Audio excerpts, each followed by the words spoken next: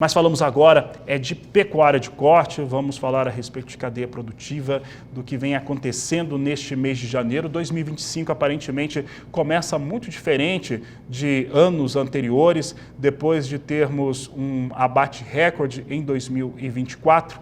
E é por isso que nós vamos conversar agora ao vivo com a Laura Rezende, analista da Agrifato, que participa conosco desta edição do programa. Laura, sempre um prazer conversar contigo. E eu vou começar falando a respeito dos números do último ano, principalmente relacionados a abate, quando o Brasil tem ali, pelo menos por enquanto, os dados parciais em inspeção federal, vindo com um cenário de forte abates e com uma participação de fêmeas bastante elevado. Isso trouxe alguma novidade, alguma expressão diferente daquilo que você acompanhava no último ano? Laura, boa tarde, seja bem-vinda. Boa tarde, Fabiano. Sempre um prazer estar aqui com vocês. E o mercado pecuário um pouco mais calmo também é o que a gente espera, pelo menos. O 2024, foi um ano que realmente nos impressionou e nos marcou bastante, né? A gente já projetava, assim, uma elevação no abate de bovinos, né? Uma elevação também das exportações, já que o Brasil ele vem se consolidando cada dia mais no mercado global de carne, mas nos impressionou. Então, a nossa expectativa é de que o ano, né, com os dados totais do IBGE apurados também, que a gente tenha um abate aí na casa de 15% superior, o maior abate da história de longe, assim, né? E nós acompanhamos também uma exportação muito vigorosa. Então, as exportações alavancaram ainda mais, 25% de alta, o que foi favorável, principalmente na reta final do ano. A gente conseguiu sentir claramente esse efeito das exportações em relação ao mercado interno, né? Nós tivemos, no final das contas, a nossa projeção de uma disponibilidade interna de carne de 5% inferior, e isso ficou mais nítido ainda nesse final de ano, principalmente com uma conspiração aí de fatores que fizeram com que nós tivéssemos um aumento do consumo doméstico também.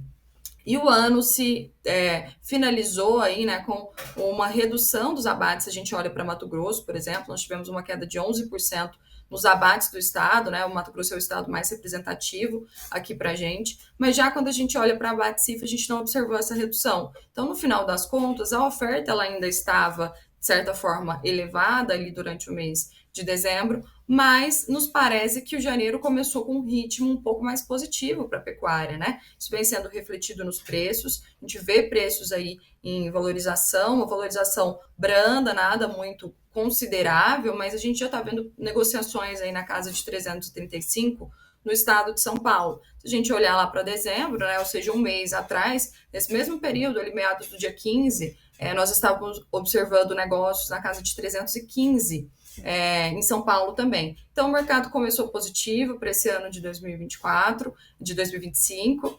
A nossa projeção é que seja um ano ainda com oferta elevada, tá? Apesar de sim nós identificarmos que vai haver muito possivelmente uma redução em relação ao ano anterior, mas ainda é um ano de transição, a gente ainda está colhendo aquela sobreoferta que nós criamos lá na fase de alta do último ciclo, né? Que foi ali em 2020, 21 e 22. Então a gente precisa colher primeiro esse excedente de animais para depois realmente a gente virar para uma nova fase de alta. Então a gente acredita que esse ano de 2025 vai ser, de fato, esse ano de virada de chave, né? Que a gente vai terminar de enxugar toda essa oferta, e aí 2026 sim será o primeiro ano, de fato, de fase de alta do ciclo. Mas, por enquanto, o ano começou positivo, a gente está com as exportações também nos surpreendendo positivamente, né? O janeiro geralmente é um mês um pouco mais frio para as exportações, e a gente tem visto bons resultados. Primeira semana completa do mês, nós observamos um crescimento nas exportações, a gente já projeta 15% a mais de exportação em janeiro em relação ao ano passado, que, como eu comentei, já foi o melhor ano da história de exportação, um crescimento muito significativo, e a gente continua com esse crescimento, pelo menos aí nesse iniciozinho de ano, né? E tem tudo aí, ao nosso ver, para continuar tão positivo quanto ao longo do 2025 como um todo, já que o Brasil cada vez mais consegue se posicionar como um player, né, como um componente, um país estratégico na comercialização global de carne bovina, e tem também uma conspiração de astros aí que favorecem esse cenário positivo para o Brasil, falando aí numa diminuição da produção de carne norte-americana, falando também, né, no Brasil cada dia mais provando que é um país com uma qualidade de carne e sanidade satisfatória e conseguindo adentrar novos mercados, e, obviamente, preços mais competitivos, olhando a nível global, né? O que o dólar também tem facilitado para diminuir aí a cotação da nossa arroba a dolarizada, né? Olhando para nível mundial mesmo. Laura, e você falou a respeito de alguns cenários que conspiram a favor da carne bovina brasileira. Eu não diria nem que conspira a favor, porque é um volume menor. Mas o caso de aftosa na Alemanha, que foi identificado, ele trouxe uma reação com importantes importadores de produto alemão. Eu falo do Japão, falo da Coreia do Sul, teve um outro país também que anunciou aqui a suspensão, foi a Grã-Bretanha, na verdade foi um grupo de países, Grã-Bretanha também anunciou essa suspensão. Como é que isso vai sendo lido no mercado internacional, principalmente de carne bovina? Olha, Fabiano, a minha visão é que isso causa muito mais um alerta no mercado, né? A Alemanha estava há mais de 40 anos sem identificar um surto de aftosa e foi identificado agora. Era um país já reconhecido, né, como zona livre de aftosa sem vacinação. O Brasil está nesse processo de reconhecimento global, a gente já tem esse status a nível nacional, mas estamos buscando aí com a Organização Mundial de Saúde Animal esse status também. Então, acho que a nível mundial de disponibilidade de carne, ou na comercialização mesmo ali de carne, isso vai afetar muito pouco, justamente pela baixa relevância da Alemanha na produção global de carne bovina, né? Mas acho que serve muito mais como um sinal de alerta, né? Nós, quando inclusive foi-se estabelecido esse nível aí, né, do Brasil de estar livre de aftosa sem vacinação, a não mais obrigatoriedade de vacinação ali, muitos até criticaram com receio do que isso pudesse gerar. Então, eu acho que esse caso serve muito mais como um alerta, né, e uma chamada de atenção aí para a pecuária global, né, em relação a esses status, e que a aftosa, ela é uma doença que pode causar um prejuízo, principalmente econômico, muito grande para o rebanho, né, e que isso tem que continuar aí na atenção do pecuarista, dos produtores, não pode ser deixado de lado só porque nós conseguimos esse status. Então, acho que isso serve muito mais como esse sinal de alerta, porque realmente poderia causar um prejuízo não só produtivo, mas na comercialização global, parando exportações, né, você mencionou aí muito bem, alguns países que já não estão mais importando, e não só carne bovina, tá? Só lembrando, assim, esse caso foi em búfalos na Alemanha, e esses países aí, Reino Unido, Coreia do Sul, México também, não estão mais importando da Alemanha por tempo indeterminado carne bovina, e alguns carne bovina e suína, e outros só carne suína. Então, isso também reverbera não só para a cadeia pecuária, mas para a cadeia de suínos e outras proteínas também. Laura, agora falando um pouco a respeito do cenário atual para a pecuária brasileira, o 2025 ele começa diferente, nós temos valores historicamente melhores mesmo para as posições em curto prazo no mercado futuro nacional. Tem um mercado físico que também vai respondendo bem. Em algumas praças apresenta uma redução de escala, na escala industrial. Como é que você avalia este momento da pecuária brasileira, sabendo que tem um primeiro trimestre que, em teoria, tem uma oferta maior de fêmeas de descarte?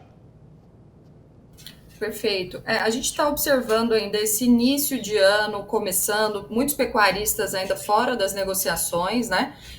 Voltando ainda desse período de recesso mesmo. Então, a gente tem visto, em grande parte, uma diminuição da oferta por parte do baixo interesse dos pecuaristas em negociar. Acho que nós tivemos também uma influência daquela virada ali de novembro para dezembro, onde nós observamos os preços da arroba bovina começarem em queda. Então, muitos pecuaristas se moveram e já anteciparam a venda dos seus animais, já que os preços que estavam sendo praticados estavam bem acima do que se era esperado para o final do ano de 2024. Então, eu vejo que muitos já fizeram esse movimento de antecipar vendas que seriam, talvez, agora para janeiro, né?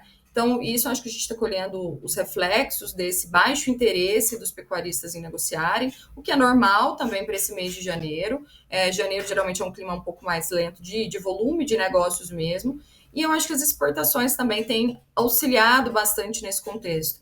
essas exportações ainda pujantes, em um mês que, como falei, não é tão característico de ter exportações tão positivas, acho que tem favorecido bastante. A gente está com o mercado interno, que ainda está um pouco mais lento. Janeiro geralmente é o pior mês do ano, né, de consumo interno. A gente vem de um dezembro com muitos gastos. Além disso, o janeiro em si já tem vários impostos, né, IPVA, IPTU, matrícula escolar, material escolar. Então, é um mês também com sobrecarga financeira para a população brasileira. Isso acaba refletindo no consumo de carne bovina e principalmente agora na segunda quinzena. Então, a gente tem sentido já o mercado interno dar uma travada, né?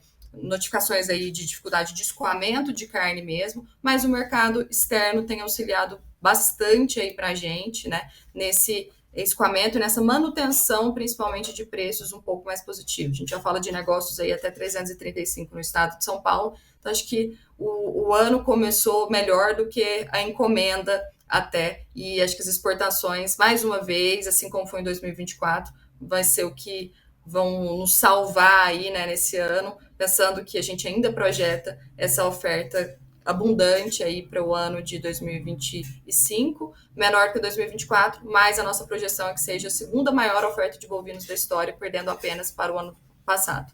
Então, acho que o ano começou positivo, vamos acompanhando aí, acho que a oferta de fêmeas, ela vai acontecer numa escala um pouco menor, né, do que nós tivemos no ano passado, já que a gente já está passando por esse período de transição, mas ainda acredito que nós vamos ver as fêmeas com uma representatividade significativa aí nos abates. Laura, para encerrar, como é que fica o cenário também para quem trabalha com a cria, para quem tem o gado magro, esse gado que foi produzido ano passado, ano retrasado, e que começa a chegar no mercado, bezerro também, para esse padrão de pecuarista, como é que está o 2025?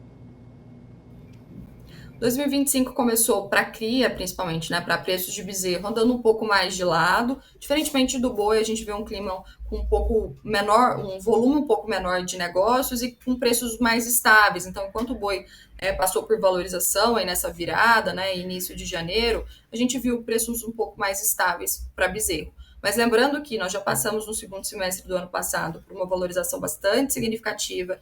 Tivemos regiões aí que os preços saíram de R$ 8,50 o quilo do bezerro e agora estão flertando aí 13, até mais do que isso. Então, isso já é uma valorização de mais de 50%, né, bastante significativa. E eu acredito que o criador, ele agora vira a chavinha, de fato começa a virar a chavinha e ter um interesse em reinvestir na atividade de cria, algo que não estava acontecendo já há um tempo, mas mesmo assim a gente tem que entender que não é só o querer, né? Às vezes a gente sabe que a melhor estratégia, qual seria a melhor estratégia a ser adotada, o que seria mais estratégico, mais inteligente ali, mas às vezes o caixa da empresa não possibilita isso, tem uma condição de pastagens também. Nós vimos muitos pecuaristas sofrendo ali no final do ano passado com lagarta, cigarrinha e a própria qualidade do pasto mesmo devido às secas aí que tiveram anteriormente, né, queimadas, enfim, teve toda uma conjuntura de pastos que acaba favorecendo e fazendo com que a gente não tenha, talvez,